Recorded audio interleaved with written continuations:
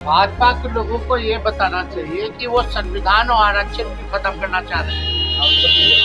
एक बार नहीं कई बार।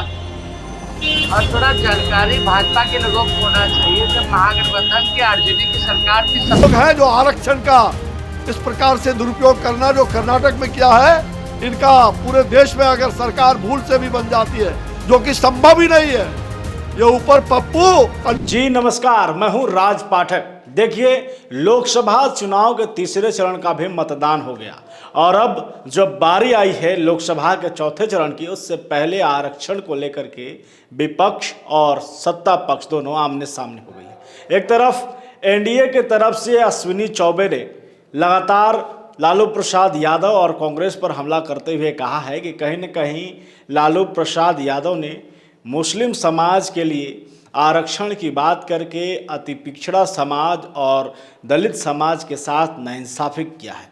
वहीं पर तेजस्वी यादव ने, जिनकी हालत ख़राब है, व्हीलचेयर से जब वो अपने सभा के लिए निकल रहे थे व्हीलचेयर पर बैठकर, तो मीडिया से बातचीत करते हुए उन्होंने कहा कि आरक्षण के मुद्दे पर कहीं न कहीं बीजेपी सरकार खामोश क्यों है। उन्हें बताना चाहिए कि आरक्षण खत्म करने की जो बात उनके तमाम नेताओं के द्वारा की जा रही है, उसमें कितनी सच्चाई है और क्यों वो गरीब शोषितों की जो है आवाज़ को ख़त्म करना चाहते हैं। दोनों तरफ से लगातार पक्ष और विपक्ष की तरफ से एक दूसरे पर हमला किया जा रहा है और इस बार मुस्लिम समाज और आरक्षण को लेकर फिर से एक बार राजनीतिक सरगर्मी जो है वो गर्म हो गया है। देखिए क्या कह रहे हैं तेजस्वी यादव और अश्विनी चौबे। भाजपा के लोगों को ये बताना चाहिए कि वो संविधान और आरक्षण क्यों खत्म करना चाह रहे हैं। एक बार नहीं कई बार। और थोड़ा जानकारी भाजपा के लोगों को होना चाहिए। जब महागठबंधन की आरजेडी की सरकार थी 17 महीने, तो हम लोगों ने जाति आधारित गणना कराया। जब हम लोगों ने जाति आधारित गणना कराया तो सॉलिटेयर जनरल को सुप्रीम कोर्ट में खड़ा कर दिया भाजपा के लोगों ने इसके खिलाफ। खैर जो भी है, उसके बाद हम लोगों ने जब जाति आधारित गणना पूर्ण हो गया तो हम लोगों ने तो 75% आरक्षण की सीमा बढ़ा दी। जो किए हैं वो तो दिखाओ, और उसमें सबका बढ़ा आरक्षण। तो हम लोगों ने तो आरक्षण बढ़ाया है पूरे देश में। अगर सबसे ज़्यादा अगर कहीं आरक्षण है तो वो 75% आरक्षण बिहार में है। और भाजपा के लोग साफ तौर पे कहते हैं कि 400 लाओ, हम संविधान को ख़त्म कर दें। आज तक उन नेताओं पे प्रधानमंत्री जी ने कार्रवाई नहीं की। तो ये साफ दिखाता है कि आरक्षण को समाप्त करने वाले पार्टी लोग कौन है ये। और ये सब देखो, हमारा धर्म शास्त्र क्या सिखाता है, धर्म के साथ साथ कर्म की बात होनी चाहिए। प्रधानमंत्री ने 10 साल तक कर्म क्या किया है थोड़ा बता दे। कर्म के बारे में थोड़ा 10 साल में बिहार के लिए क्या किया। केवल झूठ बोला, झूठ ही बोलना उनका काम है।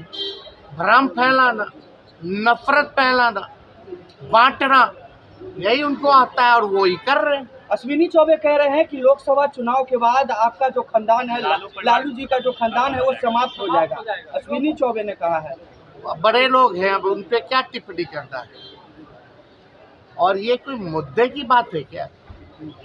इससे लोगों को नौकरी मिल जाएगी, इससे महंगाई खत्म हो जाएगी, इससे गरीबी खत्म हो जाएगी, इससे किसानों का आय दुगुना हो जाएगा, बिहार का विशेष राज्य का दर्जा मिल जाएगा। देने वाले लोग तो यही हैं, केंद्र में, राज्य में 40 में 39 सांसद इनके, जिन्होंने कुछ नहीं किया उनका क्या होगा। जनता इस बार उनको खत्म करेगी। बिहार के बाद अब झारखंड में चुनावी सभा को संबोधित करने जा रहे हैं। हाँ, तो वहाँ भी अपना अलायंस से अपना कैंडिडेट पलामू क्षेत्र से हम लोग लड़ रहे हैं और इस बार इंडिया अलायंस की जो है सरकार बन रही है। भाई देखो, जो लोग आरक्षण धर्म के आधार पर करने की बात, इन लोगों का मंशा यही है। कांग्रेस का मैनिफेस्टो स्पष्ट इस बात को परिलक्षित कर रहा, और कर्नाटक का उनका व्यवहार। ये लोग धर्म के नाम पर पिछड़ों का, अनुसूचित जाति और अति पिछड़े सभी का आरक्षण, ये लोग धर्म के नाम पर मुसलमानों को देने का इनका मन बना हुआ है। यही लोग हैं जो आरक्षण का इस प्रकार से दुरुपयोग करना जो कर्नाटक में किया है, इनका पूरे देश में अगर सरकार भूल से भी बन जाती है, जो कि संभव ही नहीं है। ये ऊपर पप्पू और नीचे गप्पू और बगल में सप्पू और इधर बगल में धप्पू। ये पप्पू गप्पू सप्पू डप्पू, इससे सरकार नहीं चलने वाला है। नरेंद्र मोदी की सरकार बनेगी, देश में फिर से तीसरी महाशक्ति हम बनने वाले हैं। सुनो, अरे उसके पिताजी को बोलो, वो जीरो वो शून्य हो जाएगा और उसका पूरा खानदान बाद समाप्त हो जाएगा।